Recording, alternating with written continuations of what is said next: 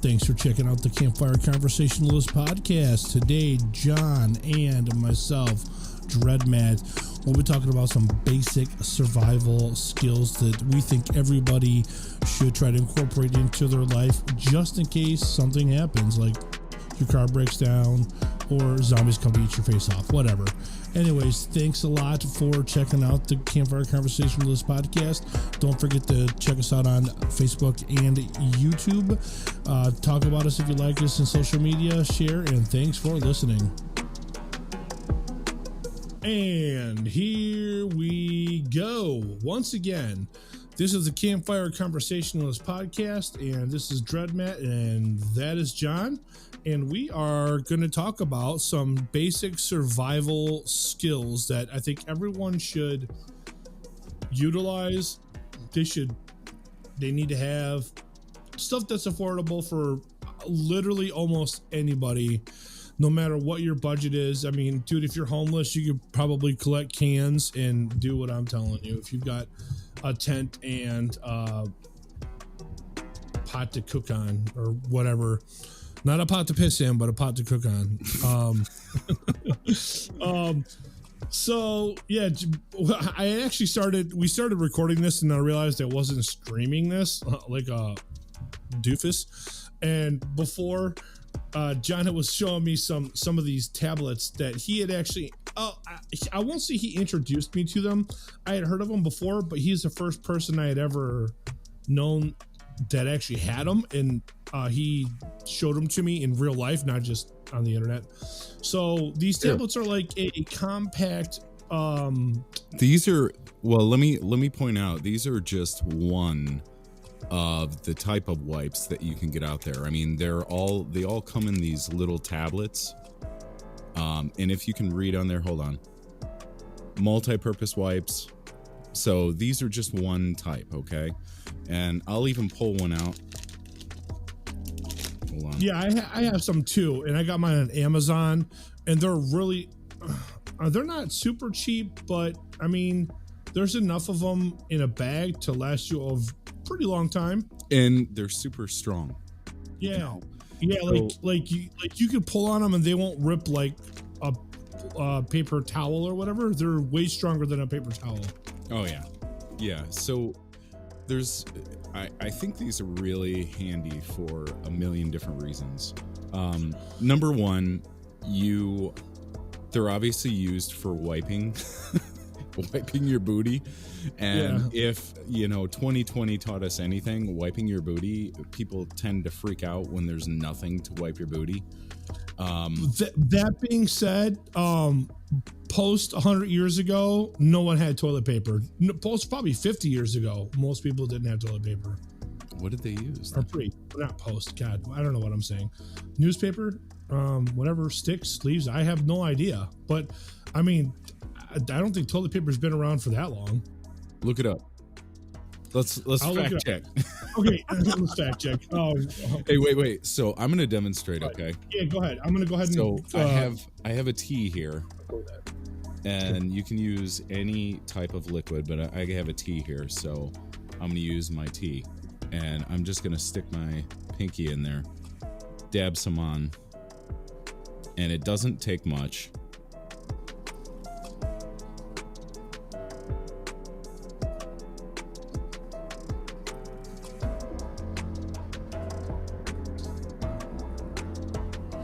Of course, this time it would take like a ton. Yeah, I actually saw a kit on Amazon that came with a dispenser that you can like put in your, if you're a woman, a purse, or I guess if in your pocket or backpack if you're a man. And it holds the exact amount of water you need for one tablet. And it came with the bag for free. Now, I don't have that one. I found that one after I had already bought the bag that I have. But yeah, you don't need a whole lot of water or liquid. I will say, I think we had a situation, I don't remember what happened, where someone was bleeding, not bad, a little cut or whatever. And I tried using alcohol, and alcohol does not soak into these very well. But H2O2, hydrogen peroxide, does. So if you want to use these for like I don't want to say like someone's bleeding out and they're dying, but like, you know, if someone's got like a minor cut or abrasion and that's what you have available right there. It's the first thing you have, and you have some hydrogen peroxide. You can pour hydrogen peroxide on that. It'll absorb it, and you can put that right on a wound right away, and it works really well. So I've tested that myself. You've used it on blood? Yeah. That's a really good idea, dude. Yeah, I don't remember what made me think of it, but I think it might have just been the only thing in reach at the moment, and someone was bleeding. So this is what it is when it's fully expanded. It's ridiculously big, you know. And to pull it, it's made out of like a pulp fiber. And to pull it apart, I mean,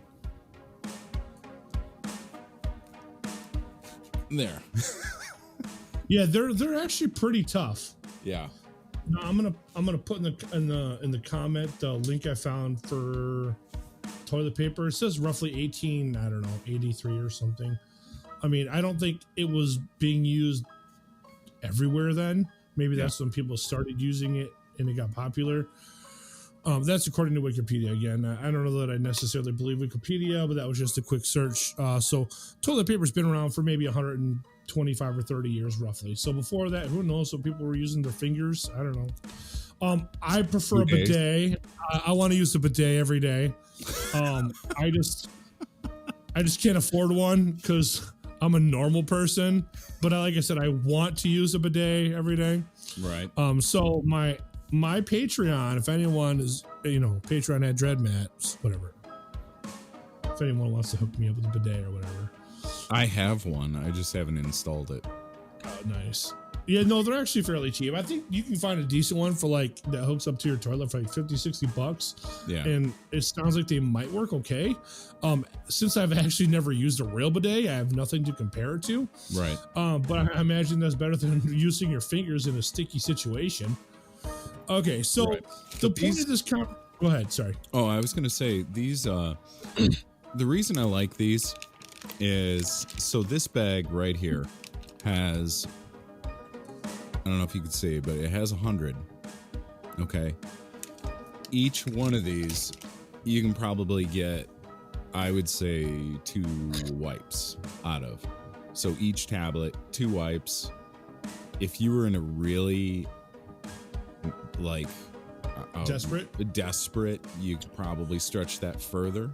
I don't know if I would be willing to do that, but I don't know. It's kind of hard to say because I grew up in like a wooded area, and I have used all kinds of things,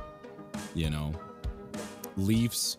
I've used everything. I think one time I tried to use skunk weed, and that was kind of like not good, but at least it wasn't like my friend that tried to use poison ivy unknowingly.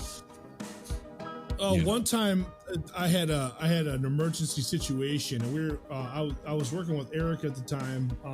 For those of you who don't know, he was a good buddy of mine. He literally disappeared. I don't know where he is anymore. And I haven't talked to him in years. I talk to his brother all the time, but I literally don't know what happened to him. But we used to work together, and I was his employee, and we were waiting for a customer to get home, and I had to go. I'm like, dude, I gotta go. And he's like, well, we can't leave the customer when I show up, and I don't want him, to show up and we're not here. Yeah. So if anybody who's ever done manual labor will know what I'm talking about. If you haven't, you probably won't know what I'm talking about.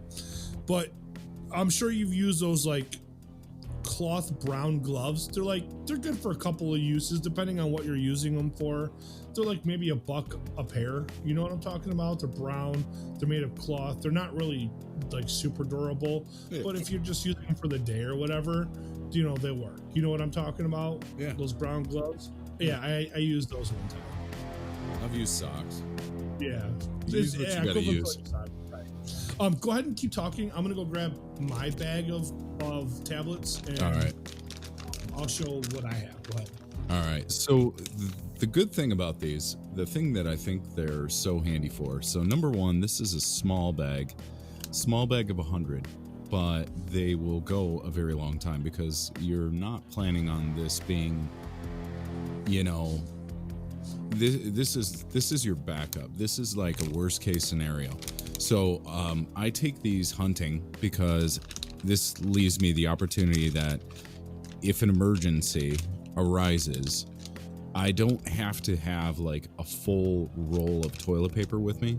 I can just carry around like a, you know, just like a little sandwich bag and throw a handful of these in, and you're good. You have an emergency, you go. You know, you don't. It doesn't require a lot of liquid, and in a worst case scenario, we're talking really, really worst case scenario. If you even if you didn't have water, most of the time you have pee reservoirs in your body, and your pee is sterile, and it sounds gross, but essentially you could use pee to pull these apart and use these. Like I said, that is an absolute worst case scenario. That is, there's no water. You can't find any water, but you have to go. So stuff like that happens, you know. I was just telling everyone that in a worst case scenario, in a worst case scenario, you can use your own pee. Yeah, pee is sterile. I think it's sterile to you. I don't know how that works exactly. Like, I'm not looking for John to go pee on me or anything unless whatever. That's not a topic that we're having, but that would be a real emergency situation if John had to pee on me. But yeah, no, I know your pee is sterile to at least yourself. I know. It's probably not something most people want to think about or talk about, but yeah. So here's the one that I have. I didn't realize the bag that I have. Let's see, the bag I have. How many's in here? There's a lot in here. Let me see that bag. There's 500. It's kind of hard to read because I have it kind of dark. Yeah, I got. Room. Hey, I've got.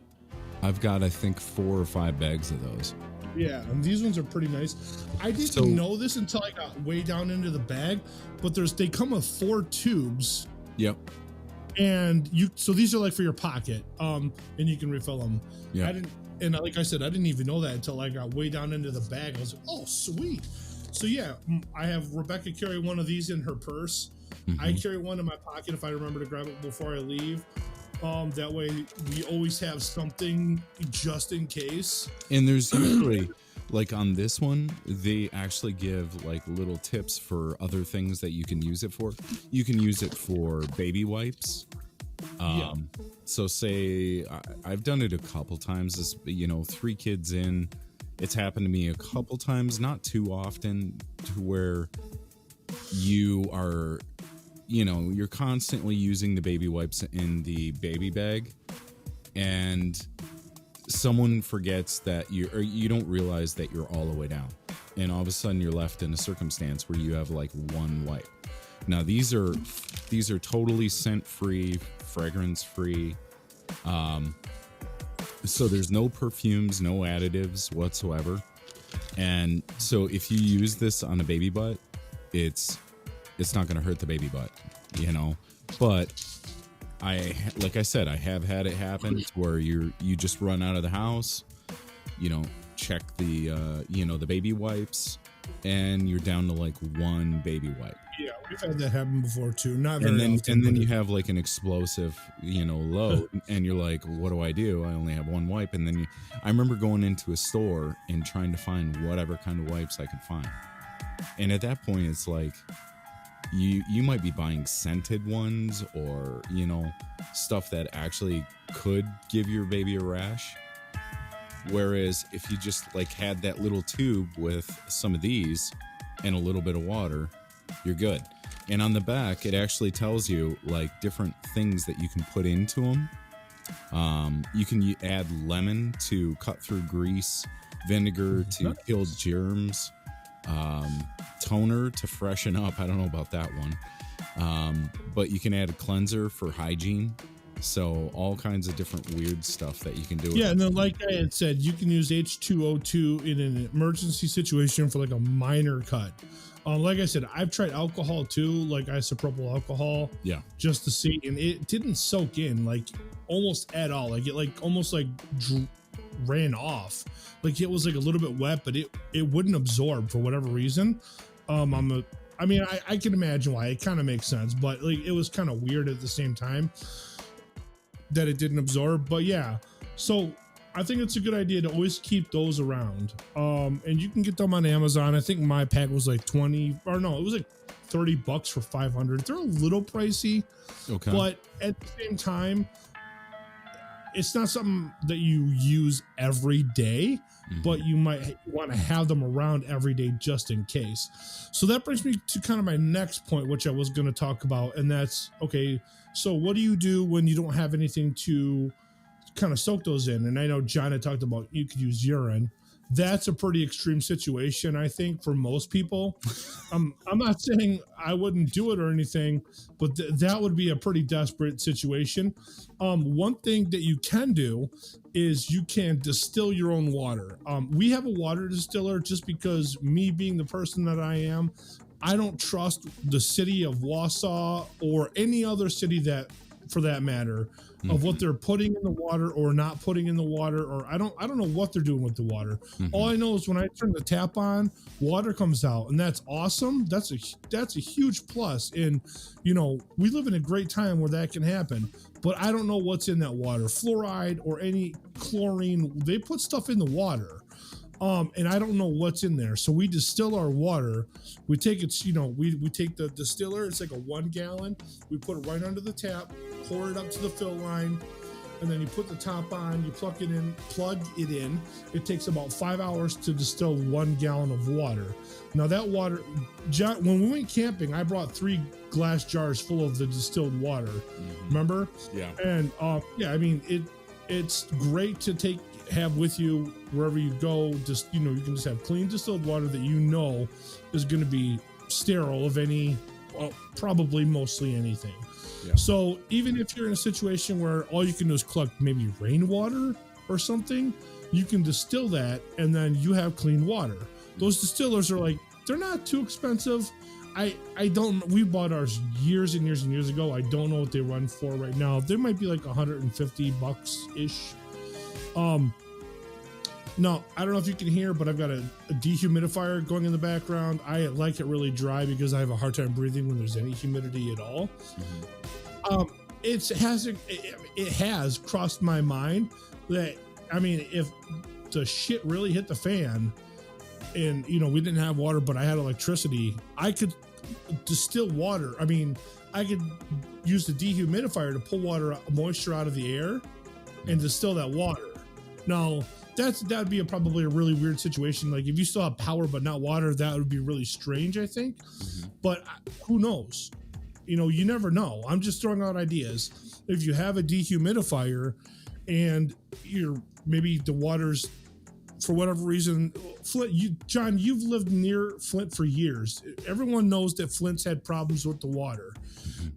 If you live in a place where there's bad water like Flint, you could do that. You could go, well, I mean, assuming you don't live in the desert and it's dry and there's no moisture in the air to collect. But I mean, if you live like in a Midwest state like we do, you could collect water from the air with a dehumidifier and then pour the water into a distiller and you might want to distill it twice. I think I probably would do that. But you could distill water from a dehumidifier in an emergency situation, I think. Yeah. I don't see why you couldn't. The only thing that I would question is sometimes those dehumidifiers, you have to add certain additives to stop it from like algae growth. Algae, yeah, I agree. So you would now probably want to make sure that the basin that it collects the water in is clean before you start collecting water. It would have to be something you'd almost have to kind of plan out. Yeah, and do constantly. Yep. Because otherwise that algae is going to grow up, and now you're drinking again. You're trying to distill contaminated water, which actually I can't see even that being, because distilling, you're boiling, vaporizing. Yep, and then it goes. And then it goes in another tank. Yeah. So you could take the most filthy water in the entire world theoretically, because once it turns to vapor, it's no longer contaminated. No, I would recommend. We don't have the the actual physical space to do this, but I would recommend that after it's distilled, you filter it just to be safe in an emergency situation. Because a lot of distillers have like a little tiny carbon filter as it's dripping out. Ours does not. Okay. And I've tried buying them, but sometimes when I'm going to buy them, they've been out of stock and I just haven't timed it right. So I would say if you do get a distiller and yours comes with a charcoal filter, make sure you stock up on those refills, because they're like almost like a tea bag in a way. They're like, you know, a little circle thing of charcoal that as it's being distilled and coming out into the basin that catches the distilled water, it's going through a charcoal filter. I mean, worst case scenario, you could always make your own. There's plenty of tutorials on how to make your own earth filter. It's basically dirt and charcoal, rocks, dirt and charcoal. They're really simple. I've never made one, but that's another handy thing to be able to do. Well, and remember the principle we're talking about is survival. Okay. Right. So in survival, you can go, how long can you go on without water? 3 days, roughly. 3 days, roughly. Depending on temperature, depending on how dehydrated you are when you start. There's a whole lot of factors. Heat. If you're in a really hot, humid place, you can cut that in half. It's a day and a half. Okay. After that, you're going to be losing water because you're sweating so bad. Yeah. So if anybody has never been to you're going to lose your electrolytes. Once you start losing your electrolytes, then your cognitive thought's going to go with it. Once that happens, then you're going to be entering into. Is that why I'm not cognitive? Because it's always humid here. Maybe, dude. I knew I needed to be in the desert, man. Once that sets in, okay. Once you lose your electrolytes, once that starts happening, number one, you're gonna get there's the possibility of diarrhea because you're so dehydrated and your body is just trying to like basically survive. Okay. And once all of that begins to shut down, you're going to enter into hyperthermia, and then you're basically out. You know, your body's going to overheat, and then you basically you pass. There's not a lot, you know. So, and we're talking in the heat, okay? Without the heat, you're basically just going to get really sick. You're going to feel lethargic. And what are the symptoms after that in non-heat induced dehydration? I don't remember them all. I think you're going to suffer a massive headache. Yeah, you'll probably get a headache. Yep. You're going to get massive headaches. You're going to sleep a lot. Your body. I'm convinced though that 3 days without drinking anything. That's going to be you're going to be horrible. Drink your own pee. Just so you know, if it comes out of that, you can drink your own pee. I wouldn't want to do it. But well, wait. You can drink your own pee at first. Okay. Right. Yeah. You need to speculate or like really state this clearly, because you can drink your pee when it's clear, but once it starts turning yellow, now all of a sudden your body's building up a waste factor. Right. Okay, it's not just going in one end, being filtered and going out the other. Now all of a sudden there's a chemical breakdown where your body's building up these like toxins and it's trying to push out the toxins, but it doesn't have the fluid to push them out. Okay, so all of a sudden you're pushing out like ammonia, and that's where your pee is really stinking. Once that happens, if you drink that yellow pee, now all of a sudden you're going to be more thirsty and more dehydrated, and that's when you might actually you're probably going to get diarrhea from it. Might start hallucinating and stuff too, possibly. Yeah. So let's make that clear. Like, drink your pee when it's clear, not when it's not when it's colored. Not when it looks like. Drink it when it's clear, not when it looks like beer. Exactly. If it looks like beer, you're not in the clear, right? I just made that up. I don't know. Okay, so I think Yeah, I think this is a good spot to kind of go over like the basic things that like everybody needs to survive. So like, you know, just on a basic level, you're gonna need food, water, shelter. And I was like one more. Well, What's put them the in other? order though. Water, Yeah, water, food, and then shelter. and then clothing to keep Yeah. warm. Those are like the four basic things like everybody really should have. Mm-hmm. So we've gone over water, food.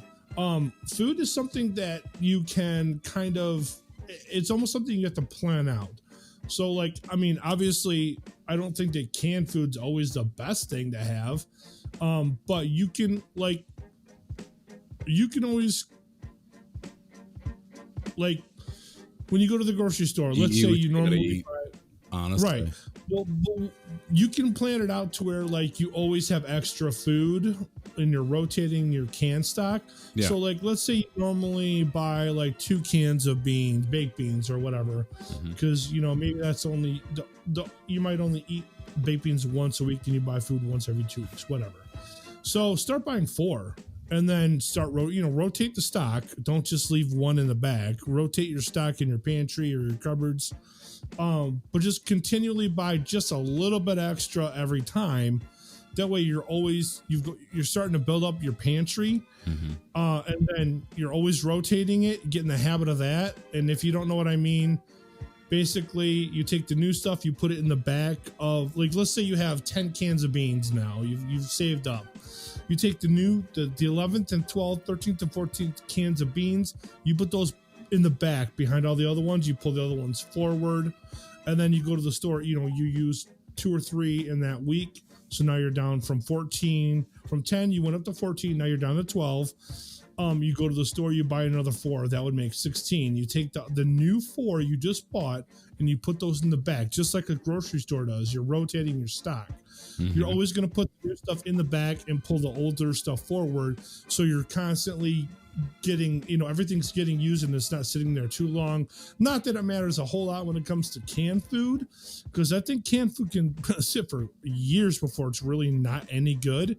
But just so, maybe you're comfortable with eating, fresh baked canned beans or whatever, you're rotating your stock. Just get in the habit of buying an extra can or 2 every time of whatever you normally might buy. Just so you have extra food in your pantry. And then when your pantry gets too full, maybe start having like a bucket or not a bucket, a storage container or whatever that you're starting to put stuff in when your pantry's starting to get too full. You can, just start kind of building up your canned food stock and make sure you're getting stuff like tuna or salmon and sardines. Sardines are supposed to be super, super good because they're really sustainable. They have a lot of the things that you need for meat, and they're fish. So if you're vegan, not vegetarian, but if you're vegan, a lot of vegans will still eat fish sometimes. That's something that you could be like, I guess if you have some kind of guilt thing about meat or fish, whatever, I don't know, you could probably still eat that and be okay because sardines are really sustainable. They're like, I don't know, the rabbits of the sea, I guess. I don't know. That's what that's what I've heard. I don't know. They're super sustainable. I do want to point out that we keep a lot of beans and rice, because those two things, all dry. I've got them in different containers and like a whole lot, but not like a lot, but I've got enough that if I had to make it like a month without buying anything, beans and rice together form like a complete protein. Full protein, a complete protein. So those two things together in like a soup with just a little bit of water will sustain you. Yeah, it'll sustain you for quite a long time. It'll suck. I'm not saying I'm not saying this is going to be like, like dinner in Vegas eating gigantic T-bone steaks. It's really going to suck, but it will sustain you, and potentially, like, I have enough to sustain my whole family for at least a month, maybe 2 months. Yeah, and rice, that's the other thing I was going to get to. Rice is, I mean, it's cheap. like in the more in bulk you buy it, the cheaper it gets. Like you can buy a pound for a couple bucks, but you buy 20 or 50 pounds of rice, that is cheap. Yeah. It gets real cheap real quick. Yeah. And it's not going to go bad, I don't think. I mean, I've never bought I might have bought 20 pounds. I've never bought a 50-pound bag of rice. I think I bought 20 pounds a few times. And that'll last us a few months. And we eat rice a lot. Not like every night, but I mean, lately it hasn't been as much. But there's been weeks where we've had rice maybe 4 nights a week. Yeah. And we make a lot of rice too. Like I make extra because what we don't eat will go into the refrigerator. We can make, fried rice the next day, or I can give it to the dogs because I don't know if you know this, John. You might know this, but we feed our dogs raw meat, raw food, and sometimes at times get tough. We give them a little bit of rice to kind of fill in maybe what they're not getting with their full raw diet, so they're feeling a little more full, and they're not like scarfing down more. Yeah. Give me more food. They're whining. And usually I prefer to give them wild rice. I think that's a little better for canines. But I mean, we give them regular white rice too when it's like leftover and we don't want to eat it anymore. But yeah, beans, rice, you can live off of for a long time. Yeah, and then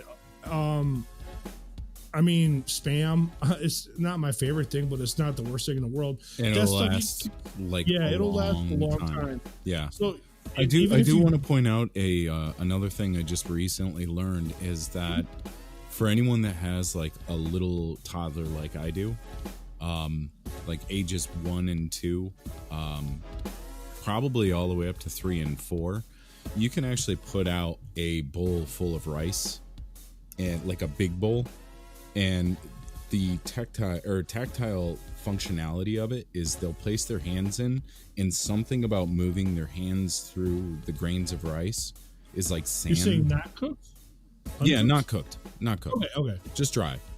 And it's reusable. I mean, it's just your kid's hands, so it's not like you can't cook it. Yeah. Right. You can always wash the rice off. In fact, a lot of people like to wash off the starch that's on the rice anyways before they cook it, so it's less starchy. So yeah, you can let them play with it and then rinse it off before they cook it. It's something about the way they put their hands through it is like, I don't know, you can see it in their eyes that they're just like in awe.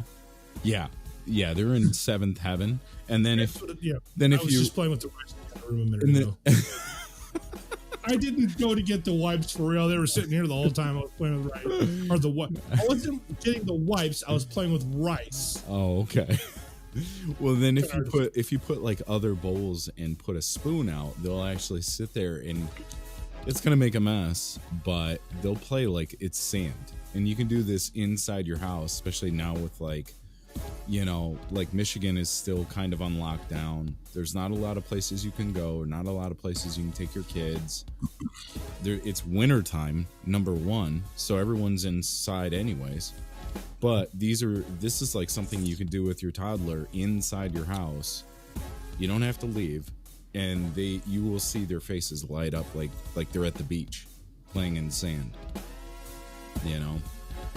So anyways, Spam is a great one. Soup, I carry tons of soup. The only thing I would say about Spam is it is really salty. So that's gonna sort of dehydrate you. So keep that in mind. Make sure if you're gonna eat a lot of Spam, not a lot, but it's also gonna replace those electrolytes you're gonna lose. Yeah. Okay. So you actually kind of need that. Water to go with it, though. Yeah. You're not just dry eating Spam because you're starving. Yeah. Well, the number one thing about survival is that you are not going to take in enough liquid from meat protein that is going to sustain. So if you're looking to eat something and get like juices from it, and I don't have any water, but I have meat, don't eat the meat. You need the water before you need the meat, because your body actually is going to start to burn calories and burn off fluid while you're eating that meat. And if you don't have the fluids to replace that, then you're actually making yourself sicker. Does that make sense? Yeah. So you need fluids to eat. It goes in order: liquid, food. That's, and then obviously shelter. But we're just talking about eating and drinking. So you have to have water to keep yourself sustained to be able to eat. If you can't have water, then don't eat, because it'd be better off to just hold out. Does that make sense? Yeah. Yep. And I was gonna highlight something too. So okay, so we've kind of covered food and water. I think another principal point is just to, nobody can ever plan for every little thing. As long as you keep that in mind. I cannot plan for every little thing, but what I can do is I can adapt. So thinking outside of the box, how can I adapt to a really bad situation? What can I MacGyver together? What pantyhose and a condom and a ballpoint pen what can I do with that to save myself and my family? You know what I mean? Yep. It's just learning to adapt, you're given a hard circumstance possibly in the future. Like you always hear of people stranded in their car in the middle of a blizzard, but somehow they survive because they adapt to it. Yeah, and that's something I kind of wanted to point it out. Like, we're calling this episode "I Will Survive" because I will survive. Because I think a lot of people like to wet dream about like the zombie apocalypse, and they're just like, oh yeah, I can't wait till everyone's effing dead, and there's a bunker under my house. Oh, it's amazing. That's not what we're talking about. I'm talking about there's a storm that hits and the power goes out, and you just have to get through the next couple weeks. I mean, if your power goes out, your fridge is good. Your fridge and freezer are good for maybe 3 days, maybe. Is it? I'm saying, you don't open it. Yeah, if you don't open it. I mean, okay, if you don't open it. The longer you leave it open, the quicker it's not gonna hold up the cold. Right. Well, we live in Wisconsin, so if you just take it outside. No, yeah, literally. Okay, so check this out. The house we live in, this is a rental. I don't own it. But there's a food pantry. It's a walk-in. It's kind of designed weird, but it's awesome because it's got a window in there. And in the winter, we keep it cracked.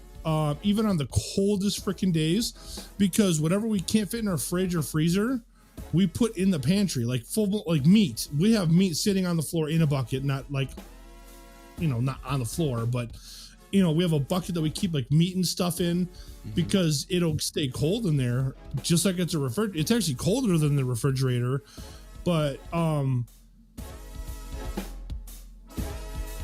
on one second. I just got a message from Rebecca. She's like, "There's no sound. Unmute your StreamYard so Rebecca can hear it." That was my fault. We're muting the StreamYard because there's a slight delay. Yeah, I know. Sorry. We're muting the StreamYard. Hold on, now I got. Dude, I can't deal with it. I can't do it either. All right, sorry, Rebecca. We're gonna mute it. It's too much. We got several things recording, and there's a delay between all the different ones. Gosh, I'll add the audio later. Okay, I'll mute it. There we go. Sorry. You can hear the delay coming through. I had the YouTube stream up to watch it. Anyways, so we've got this pantry that has a window in it, and it's cool because we keep our canned foods in there, we keep our fruits and vegetables in there, and any kind of meat that we can't fit in the fridge or freezer, we put in there in the winter. And what's really nice is in the summer we close the window, and I mean it's not cold in there, but it can stay cool in there if we keep the window closed and we put a curtain over it. I mean, the sun never comes in that window anyway. It's a really small window. But it'll stay cool-ish in the summer. So yeah, I mean, obviously most people aren't going to have that kind of a situation that we kind of looked out on that. Matt, I just thought of something, okay? Something that goes in between something that goes in between water, food, and then shelter. Okay, I think those are all three in place how they should be. But before clothing, you should have clothing. If you don't have clothing, you got, you know, I don't know, you got held up and gang raped behind some store or something. I don't know, but I don't know why you wouldn't have clothing. But at this point, I'm gonna interject that fire. Fire is a quintessential element that you absolutely have to have. So in my order, I would put water, food, shelter, and then fire. Some people would put fire higher on their list because in order to sometimes sterilize the water, you have to have fire. And I get that. I totally get that. But without water, you just have a fire. You know, so I have kind of go hand in hand. I think fire kind of goes hand in hand with like finding water. You know, if you're out, like say when I go hunting, if I were to get lost in the woods, which I can't say it would never happen, but I have like a built-in like directional compass in my head. I kind of do too. I have never gotten lost yet. I'm not saying it can't happen. I mean, that's ridiculous. And the moment you say that, in the woods, I probably could. Yeah. On a long journey, I could get lost in the woods. Like in a normal, I know too much for that to probably happen. If I felt like I was starting to get lost, there are things that you can do along the way to help guide your way back. Number one, walk in a straight line. Okay. Number two, you should have a knife on you. I would make little etchings in the trees if I had to. Little indicators, little markers along the way. Compass. These are this is everything regular. I don't everyday carry because I don't really leave the house that often. But this is like my backpack that I keep my camera in here. Yeah. Because they keep the camera safe, and I have kind of an expensive camera. But that's not only what it's for. That's just the biggest object I keep in my bag. Do you have a fire starter? I'll show you everything I have in my bag right now. Okay. So here's a rape whistle in case I'm getting raped. No, so honestly, you can keep your clothes. Yeah. So in case I run out of clothes, I still got my rape whistle, and if I get raped, bitch, you dead. Anyways, no, I think I bought this. It's actually got a casing. I didn't buy it for the whistle. It's got a casing to keep matches in. Okay. I got there's no matches in here at the moment, but it looks like I have a rubber-proof seal on it. Yep, right there. And then you can wear it around your neck with this really crappy little cord. It's got the compass on it, which that's important to have. Okay. It's got the rape whistle in case you're getting raped. I think this is like $2 at Walmart. I don't remember what I paid, but it was affordable. In the camping section. I got this knife when I was in Massachusetts, when I worked in Massachusetts for a couple months. Mm-hmm. It was like $15. I got this at Walmart. It's not a great knife, but it's got one of those seatbelt cutters. If you're in a car accident and you go in the water and you need to get out of your vehicle, you can cut your seatbelt, and then the tip right there to break the window so you can get out of your vehicle. And the knife is, it has a flashlight. I'm going to tell you right now, those are really good to have. But those the window breakers, it's harder than you think. So I'm gonna tell you a little tip that will really help that. Okay, the tip is to go into the corner of the window. Corner? Yep. Do not go where it's completely convex in the middle. That's your innate thought, is to just hit it in the middle, but it's at its weakest in the far corners. So that makes sense. Pick a corner, like where it's actually cornered out at a 90-degree angle, and hit it in that corner. That's its weakest point. I have tried many of those. We tried a bunch of those. Okay. What actually works the best, even though it's illegal to carry around with you, but in a post-apocalyptic zombie overtaking, if you needed to bust out a window, a spark plug, a crushed up spark plug. The porcelain on a spark plug? Yeah. Yeah, it is here. Why? Well, I'm telling you. Never mind. Never mind. I'll take your word for it, John. I'm telling you, a little piece this big of that porcelain from the spark plug, all you have to do is throw it like that, and it will literally shatter a window. Really? Completely out. I have video on it. I've done it. Nice. I haven't released the video. You, but I just didn't know that. Okay, so here's the fire starter I have. It's actually attached to my bag. There's a little hook right here. I'll try to balance the bag on my knee. I got that same one. I have the exact same one. Yeah. Yep. Yeah. So check this out. This is so cool. As a test, I don't remember how many years ago, I was like, you know what? I'll bet these stupid TSA people don't even know what the frick one of these are. I've taken these on planes every time. I take my bag on. I always have one of these. Not that I want to start a fire in a plane or anything. I just want to see, because these are not that expensive to replace if they get taken away. Right. But I just want to see if I can get it on the plane with me, because I keep it in my bag anyway. I'm not going to lighter though. I mean, to be fair, I have a lighter. I have a lighter right here. Yeah. I have a Zippo lighter and a regular lighter. Yeah. I think I have my Zippo lighter in here at the moment. Here's my regular Bic lighter. I don't smoke anymore. I don't need it, but I keep a regular Bic lighter in there. I used to have a Zippo lighter in there. I keep Zippo lighter fluid. I've taken this on planes. You'd be surprised what you can get away with. It's kind of funny, but yeah.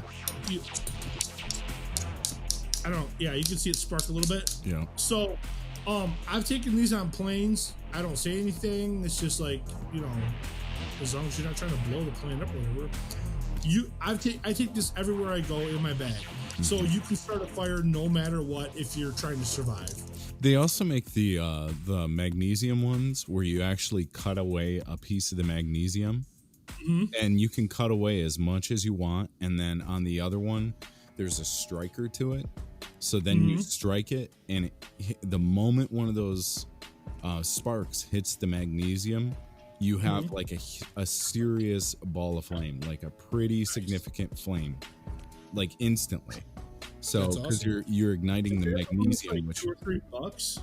Yeah, they're like $3. Yeah, I've had those. I've gotten those before too, and taken those on planes with me as well, because for the most part, most people don't use those or carry those with them with you, and the TSA just doesn't even know what that is, as far as I know. Like I said, I don't know how many flights I've taken, and I've always carried one of those on the plane with me in my bag.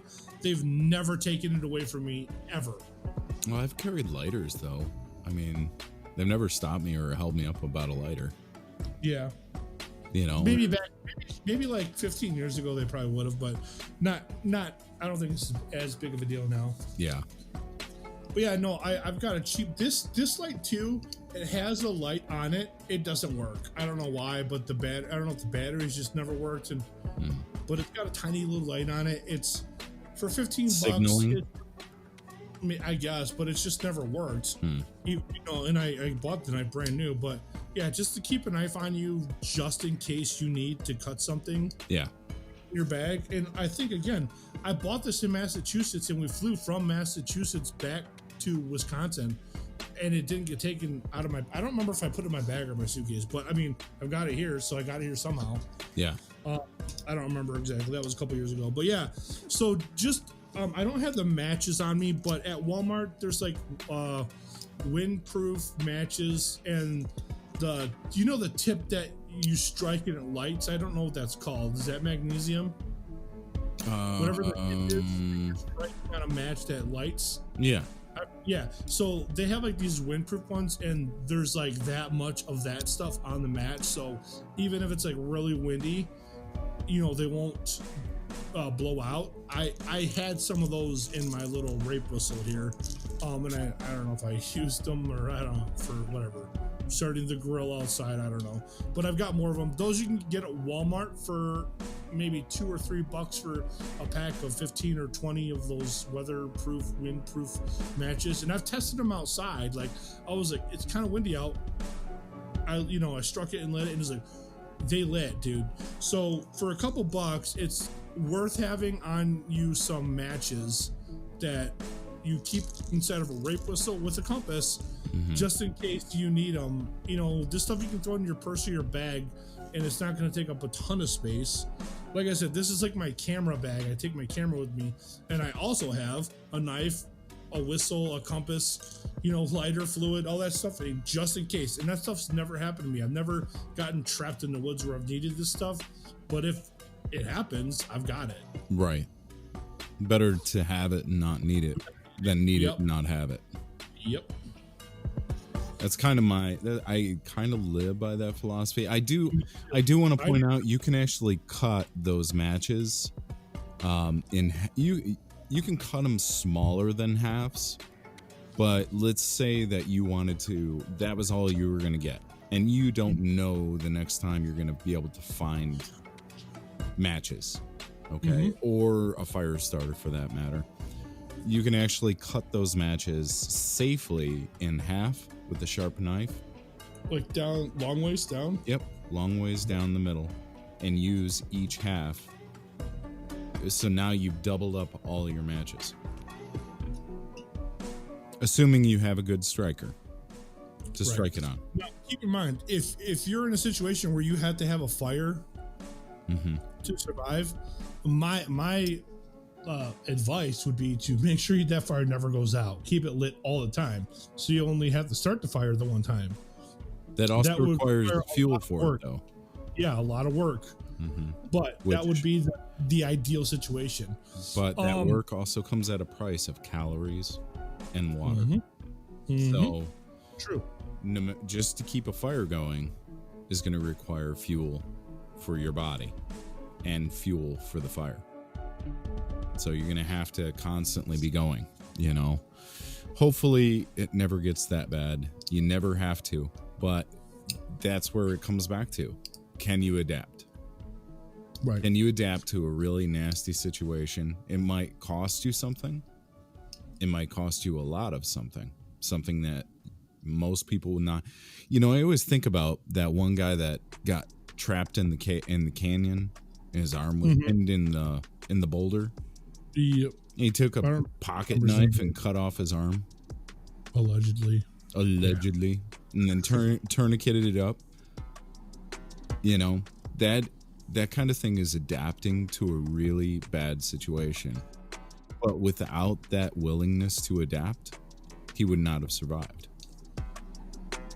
So sometimes the cost is significant. Sometimes the cost is not as significant, but there's still a cost. So just keep that in mind. Adaptation comes with a cost.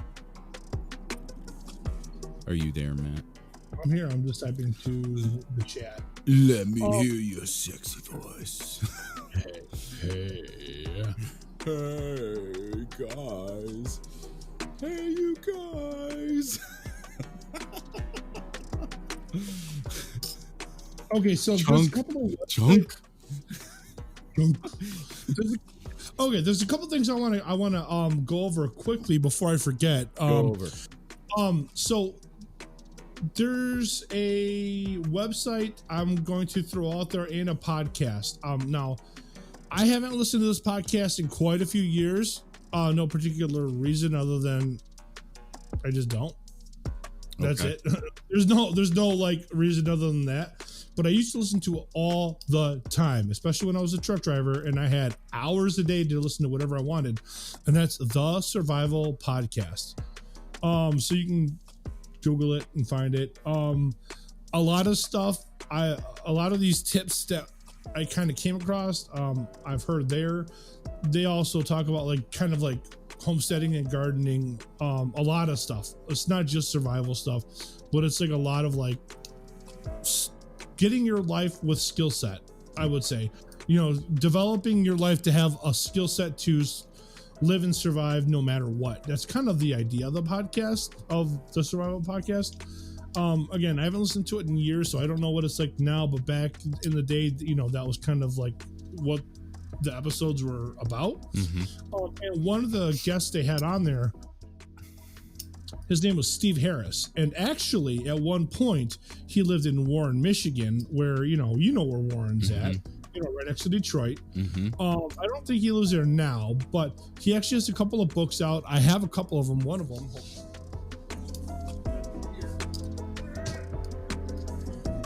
This, you might not be able to read it because it might be reversed. Oh no, it's not. Sunshine to dollars. In this book, he kind of goes over like the most efficient way to create solar power for almost no money at all. And I'm not going to go over it in there, but it is possible to find ways to get used, slightly damaged but still working solar panels for little or no money at all, and build up solar power in your backyard or whatever, so that you can create, in an emergency situation, enough power to just have the basic things on, like your refrigerator or whatever. And in this book, he kind of talks all about that. He also talks. Oh no, go ahead. I'm sorry. Okay, yeah, I was gonna say he talks about a lot of stuff that's really cool. His name's Steve Harris. SteveHarris.net, and all of the different websites he has are linked in SteveHarris.net. He also teaches you how to build what is it called? A sun oven, I think it's called. Do you know what a sun oven is? Mm-hmm. It's basically like a box. You can make it in a small box, and he actually shows you how you can take a used bathtub and make one. So you can make it small, or you can make it as big as a bathtub, and you can use the sun to basically cook a loaf of bread for free. I mean, these are all things you could find that are, you're not going to buy a brand new tub to do this. You could find a scrapped tub that someone's throwing out, clean it out, and then he teaches you like how to make this oven that you would put in the sun, and you could bake bread in it. And he also has this class that's and it's from, I forgot when, it's from the early 2000s, but this is when he lived in Warren. He actually did this class in Warren because of the 2003 blackout. What was that? 2003, the blackout, you remember, that hit like the East Coast of America? We talked about it before. Whatever year that was, I can't remember right now, but he did a class based on that event afterwards to teach people like basic skills like we're talking about, so that if the shit hits a fan, you can have something to eat. One of the things he talks about is how to make a bread. It's kind of like a pita more, but I had Rebecca send me the recipe. I'm pulling it up right now. Give me a moment. Well, let me add in. Sure, go ahead. That's a really significant point. The brownout, blackout, okay, is because earlier you brought up that people like to glorify like a zombie apocalypse. Hollywood's made what, 1 million movies on zombies. I mean, dating 17 seasons now. Yeah, entertainment on zombies has gone back all the way to all the way to Frankenstein. Okay, so dating back to the 1800s, where it was first conceived. But in real life, when crap hits the fan, shit hits the fan, it's like that brownout or blackout, where if anyone was around during that period and you were out and about at stores, you've seen people rioting, and we're seeing people rioting now, like recently. So these kinds of situations, it's not really that glorified. It shouldn't be that glorified. You should just know how to survive through it, because in the brownout, blackout, there was no electricity. Some people didn't have water because their water was connected to electricity, like a well or whatever. Yeah, it's an electric pump. Yeah. So for anybody who has an electric pump, I would say figure out a way to get a manual pump installed as a backup, because that you have to have water. And you can't depend on generators because the gas pumps are supplied by electricity. Yep. So when electricity goes out, so does the gasoline. Yeah, and in that particular brownout, it was hard to find gas. I remember. Yeah, remember I drove out to what was it? It was out by your parents. Yeah, we talked about this before. I don't remember if it was on the podcast, but during that blackout, there was there's a store chain in Michigan, but it's in another state. It's called Meijer, Meijer, and at this time, John and I did know each other, but we didn't know that we were in the same place at the same time that day. Kevin and Eric, my buddies, during this blackout, we had gone to Meijer to grab whatever, I don't even remember, a flashlight, I think is what we needed. And I lived, what, an hour away? At least. Southline's at least an hour from where, I forget what city that's in off the top. But when I was at work, the power went out, I think, mid-afternoon. And I was released from work. I had just got paid. I went to the bank. I cashed my check. I made a lot of money back then, but I think for 2 weeks work, I had like $1,600, something like that. Maybe a little more. In 3 or 4 or whatever. Was that? So I'm saying the year. So to put in perspective, the amount of money during the, almost 20 years ago.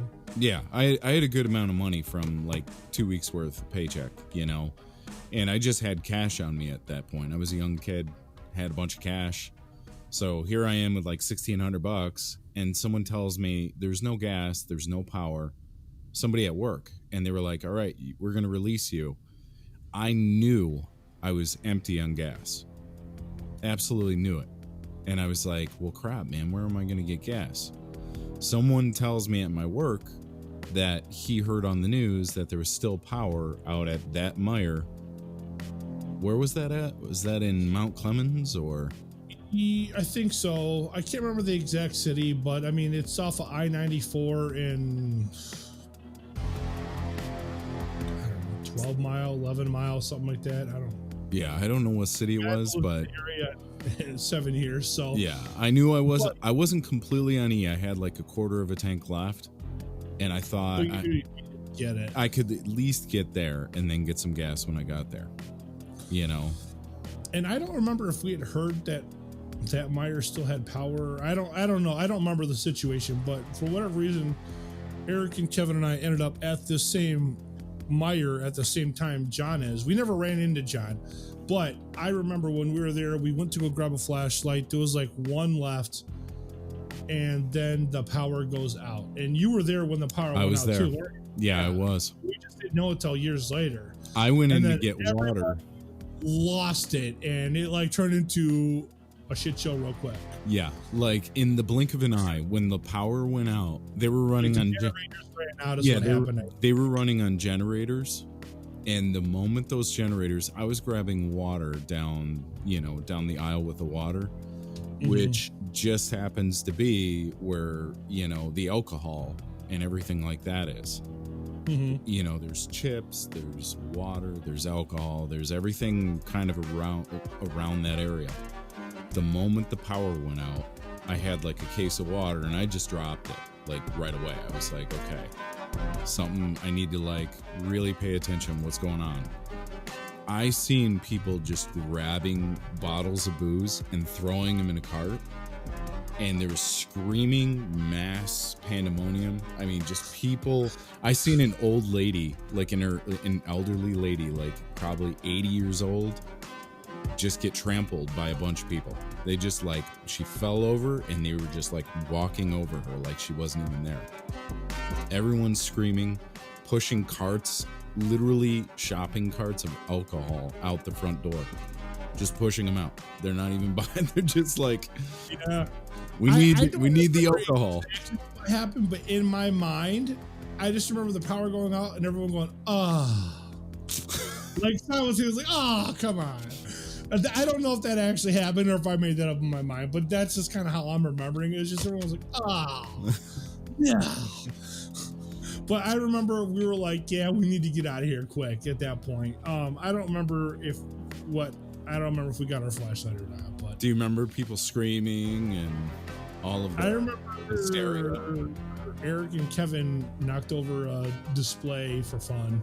Yeah, and we're talking before cell phones, really. I mean, cell phones were around, but they weren't like smartphones. There were cell phones. They were cell phones. They were green screen. Pre-smartphone. Yeah, pre-smartphone. No flashlights. I don't think the ones even had cameras on them at that point yet, right? Yeah, they were probably like a 2 megapixel camera that took really grainy pictures. Were they? Yeah. I can't remember. I mean, they were pretty bad. Really, really bad. I'm not sure they had flashlights either, and people that had them have a lot of them. No, I'm pretty sure that's like a smartphone thing, is a flashlight or smartphone and beyond. Yeah. I don't think phones had flashlights on them at that point. Yeah, so when the power went out at that time, the power really went out. It was like, I remember, I don't even remember the security lights coming on at all, because they had completely tapped their generators. I remember, no power. Yeah, I don't remember if there was any either. I just remember it got kind of dark in there. I mean, it wasn't nighttime yet. Yeah. It was in the evening, and I remember it got dark in there. Not like you couldn't see, but dark. Dark. For a yeah. In a store with a whole lot of people. And I'm sure we've talked about this before, because I know we went over this blackout situation on one of our first podcasts, I think. But that's kind of my point of this whole conversation, is to have some things that you need just in case. And I'm going to bring up that recipe my wife has. So in one of the Steve Harris presentations that he did, not on the Survival podcast, but it's something that he has linked on one of his websites. He has a recipe for like emergency bread or emergency tortillas.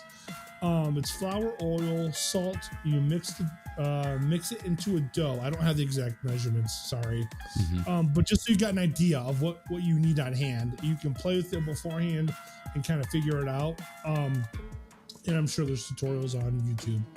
But flour, oil, salt. You mix into a dough, make it into golf ball sized rolls, and then flatten it with a rolling pin.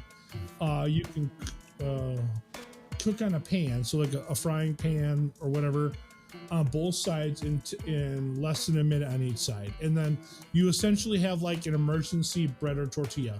So this flour, you're just gonna get like a regular flour.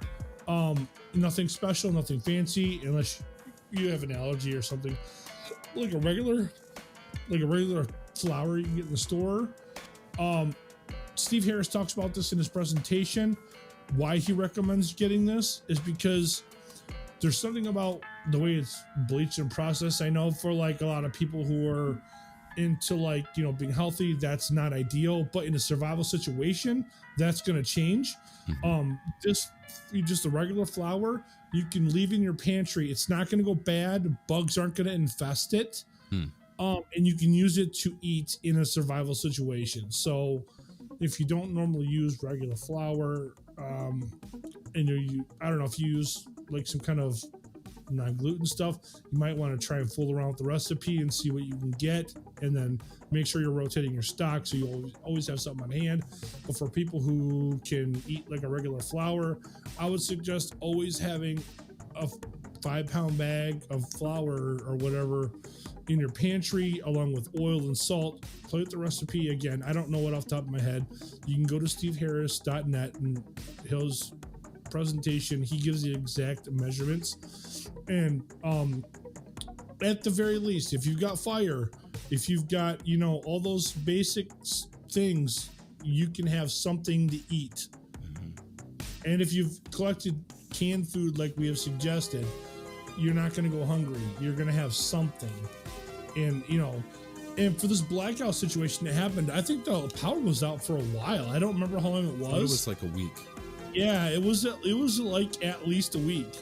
So your refrigerator isn't going to keep food at an ambient temperature that's good, that that you need it to be at for that long. So that's another thing he kind of talks about, Steve Harris, in one of his presentations, is when the power goes out, he kind of gives an idea of what you need to eat first, because you're not going to be able to keep your fridge long and you don't know when the power's coming back. So he's like, eat your ice cream first, because that's going to melt, and you can eat it and have it, or you can just let it melt and throw it out. What would you rather do if you're trying to you don't know when the power's going to come back on? Eat it. So eat the ice cream first. Go through the things in the freezer and eat like the ice cream and stuff that you can't keep like at all. Like if you were to take it out of the freezer and leave it on the counter and 5 hours later, it's no good. Eat that stuff first. You know, kind of prioritize what you can and can't. Like, there's certain things you can probably sit out at a more room temperature and they'll be okay for a while. Those things you're going to eat last. Things that, like ice cream, eat that first because that's going to melt. You might as well eat it, you know? So he kind of gives an idea of what order to eat what you have in your freezer and refrigerator if the power goes out and you don't know when it's coming back on. And I think that's a good presentation to listen to. What's something else I was going to kind of go over? I think that's I kind of covered. I went over the water thing. The water distiller, I think, is really important. You can, if you don't have the money for it, just kind of try and save up for it. I think having access to clean water is super important. Again, you're going to need power for that. Well, and also there's a million survival shows out there, not just podcasts, but actual video shows that you can YouTube and watch. And if you need to make like a, on the fly lean-to, or, any kind of like outside kind of survival shelter, just go on YouTube, Google it. You will pull up millions. Yeah. You'll have like a video overload.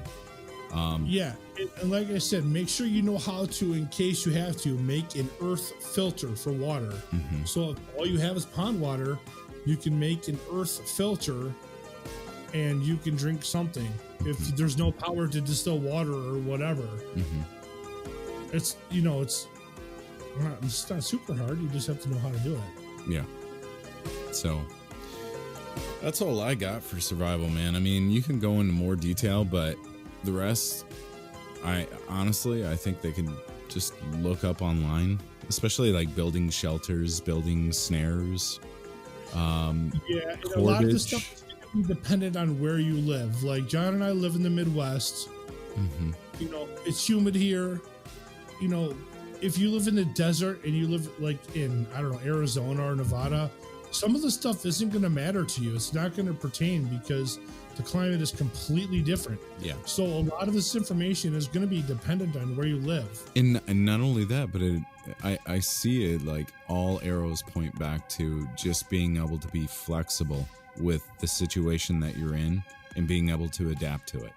As long as you're flexible and can adapt to whatever situation you are in, you can maintain positivity. No matter what, you'll survive.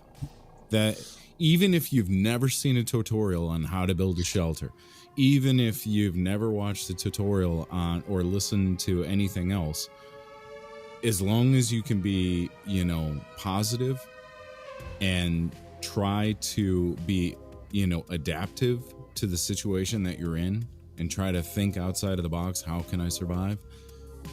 You can pretty much put your mind in a place to where you will survive no matter what. Right. And I think that's your greatest tool. What were you going to say, Matt? Oh, yeah, I was just going to say, it's winter now. This is January. Mm-hmm. And this is actually a warmer January for us. But typically in January, it gets extremely cold in Wisconsin. I'm talking 20 below zero actual temperature, not wind chill. Wind chill is like 30, 40 below zero. One thing that I try to always do, we have a blanket in the car. Yep. I have several jackets. I know it's kind of cluttery. It looks kind of trashy, but I'd rather have the extra jackets for my family to keep warm in if the car breaks down. Yeah. And we're waiting for a tow or whatever. Like 3 hours. Right. You don't know. I mean, I live in central Wisconsin. If I went on an hour trip somewhere and broke down, I could be screwed. Yeah. You know what I'm saying? For a lot of people, that may not be a big deal. They may live, an hour, an hour's nothing. In Detroit, an hour, you're still in the city. Yeah. But out here, you go an hour, or south, east, west, you go 10 minutes in any direction, you're in the woods. Well, even here, where you go an hour in any direction, you're gonna be in some kind of town or city. You know what I mean?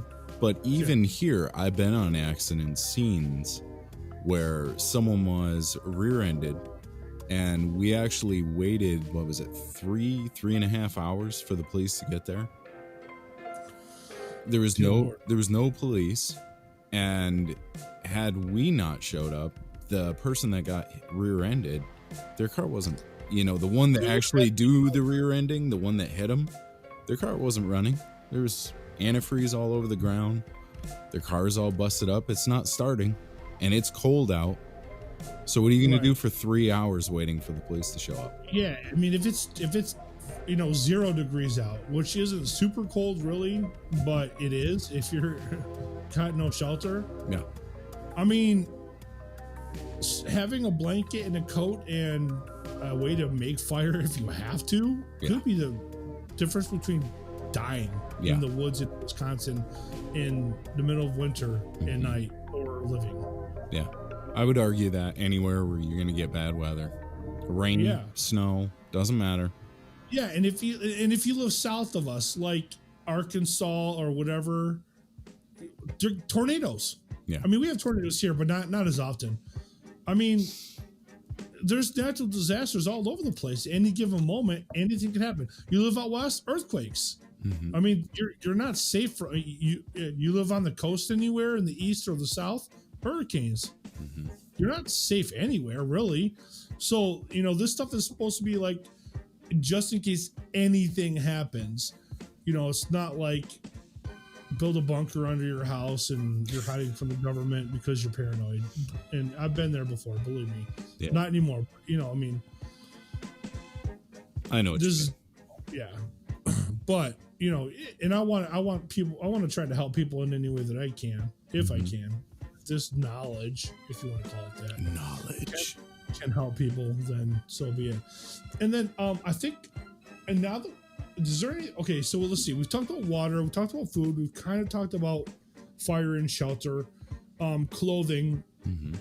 I've talked about, I've got several, like 3 or 4 jackets in the car. Anything else as far as those kind of things you want to kind of talk about? Not that I can think of. I mean, I was just telling you when I stepped outside that I have a heated jacket. That's kind of pricey. I don't recommend everyone just buy a heated jacket. I just bought it because I go outside a lot. So mine has like a battery pack on it, so it lasts I think 5 hours. I can pick 3 different temperatures. And if I want to recharge it, I have one of the little portable chargers about this big, and it uses the same cord to charge my phone that it does to charge my battery on my jacket. So my buddy Jason, when we were in Massachusetts for that gas line disaster that we were there for like several months for, he ended up buying one, and he could charge his phone off of it while he was standing outside all day. And the jacket would last him all day long. They don't make them, as far as I know, in my size. I need at least a 3 or 4X jacket. They go up to like 1 or 2X. So I didn't buy one. They don't, and as far, I haven't checked since, but I don't need one now. But I work inside. I don't work outside now. But getting one of those battery operated jackets could mean the difference between. I mean, it could be the difference between frostbite or not. You never know. They are kind of pricey, so don't make that a priority. Just have a jacket. Let's start with a jacket before you get a battery. Blankets in the car. Some granola bars, something you guys can eat. I mean, obviously, if it's cold, the water's going to be an issue because it's going to, it might freeze. I've left bottles of water in my car in the winter, and it's frozen when I get out there, and it never thaws. You can put it up in your jacket, though, in between you and your jacket. It'll thaw out a little bit. So, I mean, you could always eat snow if you had to, I guess. I mean, I think that dehydrates you, though. Does it? Yeah, because you're taking in a lot, and it's cold when it goes down. Oh, so your body's heating it up. Yeah, so your body's heating it up, which is burning more than actually what you're taking in. Yep. So just drink your pee, guys. Come on. Just drink your pee. Drink your pee. It's got to be warm. Yeah. And clear. If it's not, you can put it in the ice and dilute it. Right? I'm making this up as I go. Right. If it's real yellow, put it in the ice. They call me Mellow Yellow. Yeah. Mellow Yellow. Dude, I had some Mellow Yellow today. I don't drink soda that often, but we went out and seen a Mellow Yellow and he couldn't resist. Well, I mean, it was a buffet, and we don't drink soda almost ever, but yeah, if there's Mellow Yellow there, I grab some. Yeah, but I don't ever drink soda. Like, we don't. I would say the only time I'll have soda is when I get like a Coke from McDonald's, and I don't eat McDonald's. I don't eat McDonald's, but every now and then I'm just like, I'll be driving home at like 2:30 in the morning, like, a cheeseburger and a Coke sounds really fantastic. Really good, right about that. But yeah, that's all I got. You got anything else? Not specifically related to this topic. However, where's my phone? I did find some articles pertaining to previous topics we have talked about.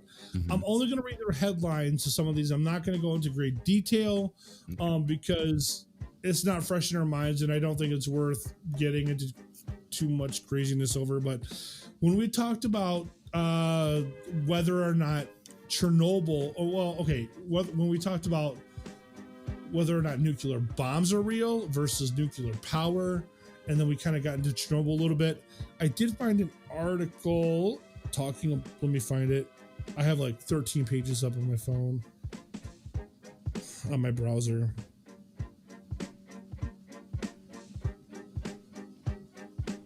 Do I still have it? And maybe I don't. Oh, it's not this browser. It's a different browser. The secret browser. Yeah, I use like 4 browsers. I use Google, and then I have an iPhone, so that comes with Safari, and then I use DuckDuckGo, and then sometimes I use Firefox. No, I rarely use that one.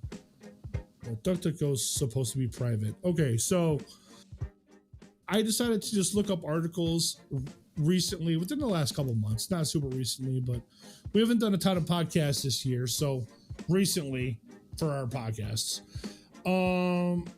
And one article I found, it's titled Chernobyl Stories, The Beekeepers.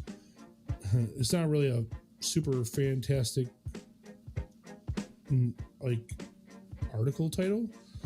But this one kind of talks about like the bees in the Chernobyl area and how the people that still live there are utilizing the bees for their benefit.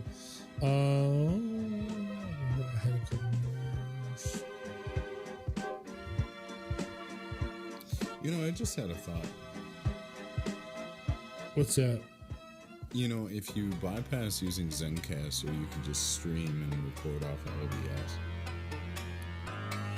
I probably could. The problem is I never really learned how to use OBS. Okay. That's fair. It's not easy to use. There's a lot to it, and I don't have a lot of extra time in my daily life. Okay, so another article I found, this is from The Guardian, which I'm pretty sure is a British company. Journal, whatever, newspaper, I don't know. The Guardian, it's Chernobyl, the wildlife haven created when the people left. And then this one kind of talks about like the wildlife that's still there, and that never left. And they've got a massive, in this picture they have a giant moose that's just kind of chilling there in Chernobyl. I had another article, I don't know if I have it in this list or not. Yes, I do. So this article is from metro.co.uk, so another UK newspaper company. The Chernobyl residents who refused to leave against all government and safety advice. And this one talks about some families who just refused to leave. They're still alive and well today. I mean, let's see, when was this written? When the article was written. I'm not going to say today, but this was written in October of 2019. So as of when this person wrote the article, the people in Chernobyl that didn't ever leave. You mean Pripyat or Chernobyl? Chernobyl. Okay. Before it melted down. Yeah, but that was the factory. Like the city was Pripyat, and it was like 10 miles away or something. It actually says in this article how far some of the people live, but I think there was a pretty wide area that was supposed to have been restricted by the government or whatever. I don't remember the exact mileage, but there was, let's see, it says here that it's not supposed to have been safe for 20,000 years, give or take. Give or take, I don't know, 19,000 years.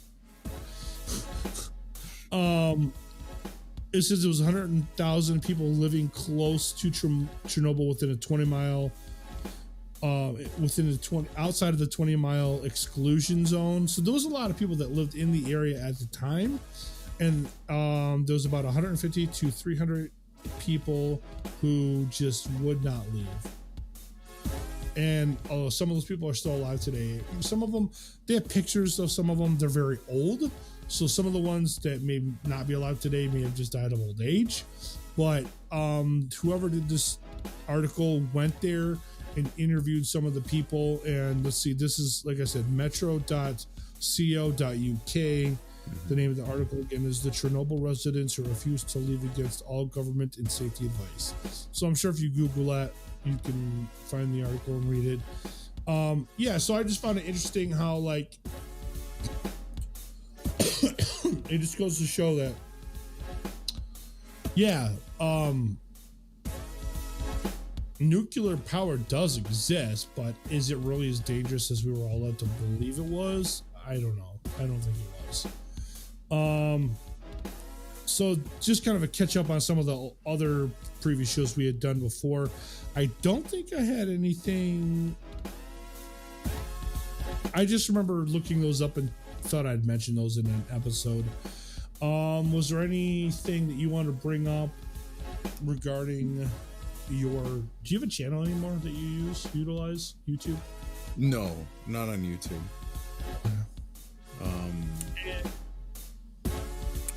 So if you want to follow us on YouTube, it's going to be Campfire Conversationalists is the name of the channel. We have 7 subscribers, bro. 7. Yes. I never promote it, so it's not like I expect there to be any. That's how it all starts, brother. That's how it all starts. Hey, there's one person watching right now. You know who it is? Becca. No, it's me. She's not even watching. I just have it up because I just wanted to make sure it was running okay. I will say this. I remember. I'm not trying to boost my numbers. I remember having just 1 and 2 subscribers for like years, like 2 or 3 years. And then one day, I released a stupid video that I was just messing around, because by that point I was just all about messing around. And I released a stupid video, and all of a sudden I get, like, my channel explodes. And it was off of a stupid video that I didn't put any time or effort into. I was just literally messing around. You know, go figure. Yep.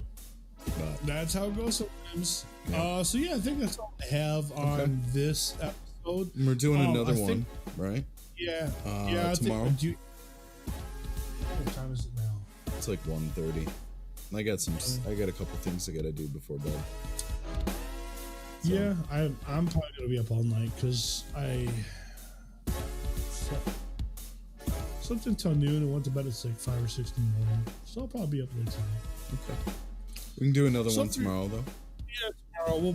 And then tomorrow, we'll for people listening, it won't be tomorrow. It'll probably be a week down the road. Yeah. What did we say we're going to discuss? I'm trying to remember now. Let's do something about serial killers. More serial killer stuff. Ooh. Yes. No, I found a while ago what's the word I'm looking for? Study?